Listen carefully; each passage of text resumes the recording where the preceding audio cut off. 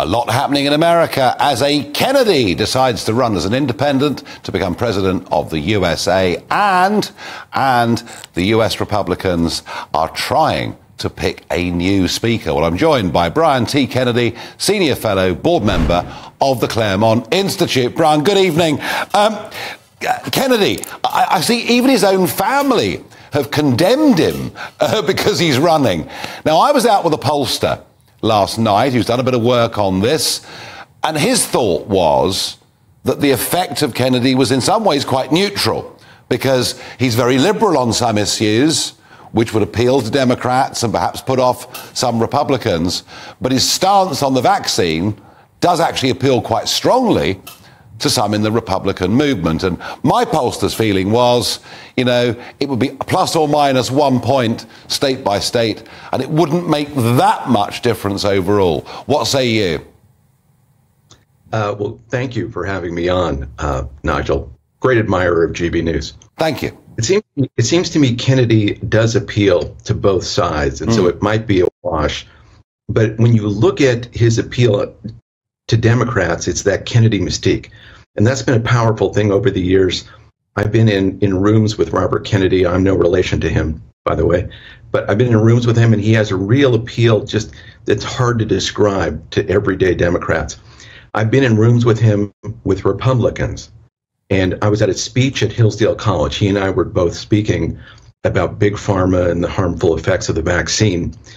He was in front of 800 conservatives in Michigan who were there from around the country and got a standing ovation.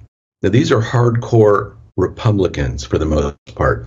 He got a standing ovation because he is criticizing both the big pharma medical establishment here in the United States, which seems to be a very harmful and ineffective, organization for actually, making sure Americans are healthy. He does that on the one hand. On the other hand, he goes after the American deep state, so-called, the apparatus of the intelligence community, and its inclination toward driving America toward endless wars. And so to the extent that he makes those arguments, they're very similar in many ways to the arguments of Donald Trump.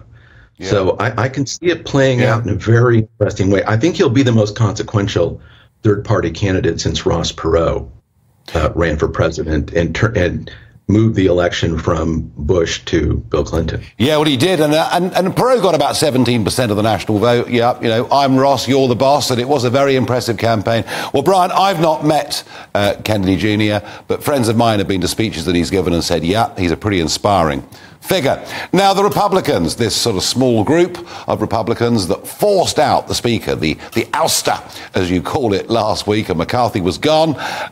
It looks like Steve Scalise, who would be the more moderate, I suppose, of the two candidates, Jim Jordan being the other one.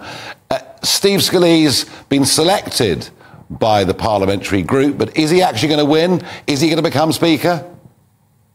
Well, it certainly looks that way right now, and he is the more moderate candidate. He's more of an institutionalist, they say, but he's also a very close ally of Kevin McCarthy. And so Kevin McCarthy, in effect, would, in this with Scalise, McCarthy would in effect be a very influential figure in a Scalise speakership. Yeah, well, it's going to be very interesting to see. I want to say, Brian, thank you for joining us on the programme, and come back and see us again soon. Thank you very much. Indeed.